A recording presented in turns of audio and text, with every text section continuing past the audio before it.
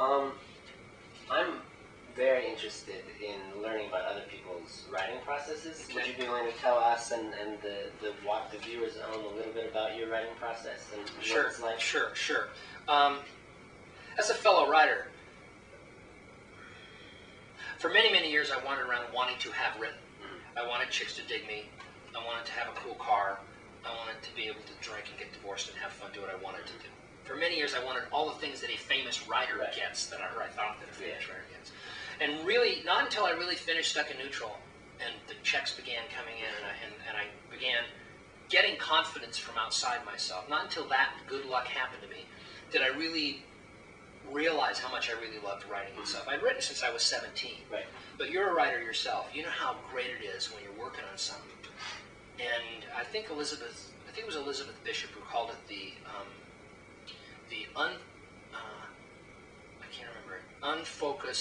totally focused, unself-conscious concentration, useless concentration. So whether you're listening to music and what it is this: I go downstairs into that office over there every morning, 7:30 a.m. I start to write, and when it's going wonderfully, I look up at the clock and 10 minutes have gone by. Only it's 3 in the afternoon. So everything just drifts away. My wife used to call writing my little hobby, and I started making more money at it than she was making, and now she doesn't call it that anymore. She says, "Get down and get to work." So I just love the process of writing. I write every day when I'm composing something. I feel resentful that I have to leave my typewriter, my computer. I feel upset that I can't keep writing because it's my favorite thing to do. When I was your age, there were some other things I like to do more, but at my age, I love writing the most. So the process is, all my stories are told in present tense, first person point of view. So I get the voice of the character. My name is Sean McDaniel. My life is like one of those good news, bad news jokes. My brother is a veg, my brother is a total veg. If you were to call him that, you'd have a big problems on your hand, namely me, but that's what he is. All my stories have that kind of a beginning. I walked in and I heard the gunshot and I knew immediately what had happened. I start right in the action with the character talking to you in the moment that the action is occurring. So really that's pretty easy. Once you get that and you get into your character and you start to know him, and I have a great editor, Tony Marquis, once you get into that, it just kind of flows, and then you don't want to be interrupted. Revision is as important as composition. I love revising. Stuck in Neutral, I went through a minimum of 50 times. Minimum of 50 times. It took us 3 years to get it the way we wanted it. Okay. What are some of your favorite things about being an author? Is there anything just about being? Well, I wanted it from when I was 17 years old, and I sort of joked a second ago, but it wasn't a complete joke by any means. I wanted all the things that I thought an author got. On the grandiose, over-the-top sort of side, I like walking into a room with 1,400 librarians who want to touch the hem of my garment. They compliment me and they tell me how amazing my work is, and it's nice. It's nice to get that kind of accolades. I guess the best thing about it is, since I always wanted to be this, and now I am this, I'm living this dream. I'm getting paid really well to do stuff that I always had to do, that I did for free, that I did for nothing, in the hope that someday I might get paid to do it.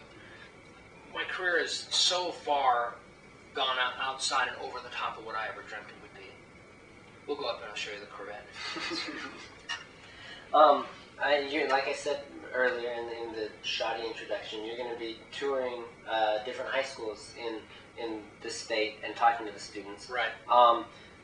Do you like this part of being an author, the getting to talk with the students or talk with audience members? Yeah. I like talking to groups of kids, young people, and I like talking to groups of librarians and teachers. Those are usually, they're real different kinds of talks, only I do them the same way because I'm just myself. Who else can I be? But I enjoy it okay, but I don't like it as much as I thought I would like it. I do it because I'm well compensated to do it, and I make about half my money off of speaking gigs. Fees for speaking gigs, about half my money off royalties and sales of my books, and the two things combined to give me a good livelihood. I'll be 60 years old this December. I'll probably do touring type stuff like this for another 2 years, maybe 3. Then after that, I'll cut way back. I'll still go out and do a couple things. This last summer in Washington, D.C., the American Library Association had their big annual meeting. And they threw together, HarperCollins, my publisher, put together this amazing kind of panel with Robert Lipsyte, Walter Dean Myers, Chris Crutcher, Ken Opal and myself called Inside the Guys Clubhouse. That was really fun. Yeah. We got to sit in front of a group of librarians and tease each other and talk about our work. That was great. But I won't take too much time away from my writing. Okay. Are there, when you are doing the talks, specifically with young people, are there any questions that they might want to ask you that you would feel are off limits? Do you have any Absolutely limits? not. Well, I mean, no, I'm the guy who's coming in and being paid to be there for the day. They should have the limits. If they need to have a limit, that's what they have to have. They're the one who are stuck with the guidance counselor, the vice principal in charge of discipline, the principal, their parents. You know, I will answer any question any kid asks me. Any question. And the thing about it is, my work's pretty heavy. And people don't, kids, I always catch them by surprise. They don't know I'm going to be funny. And I think I am pretty funny a lot of the time. I tease and I say, ask me any question. And usually, when you ask a bunch of 7th graders, ask me a question, they will. Yeah. You know, and a kid say, you know, do you use Rogaine? Does it look like I use Rogaine, dude? So, you know, I mean, they'll ask me anything. And I have fun with that. But no, seriously for a second, if they want to ask me about my real life son, my real feelings towards my real life son, anything like that, anything they want to ask is fair game as far as I'm concerned. It's very refreshing. It's not that hard. Yeah.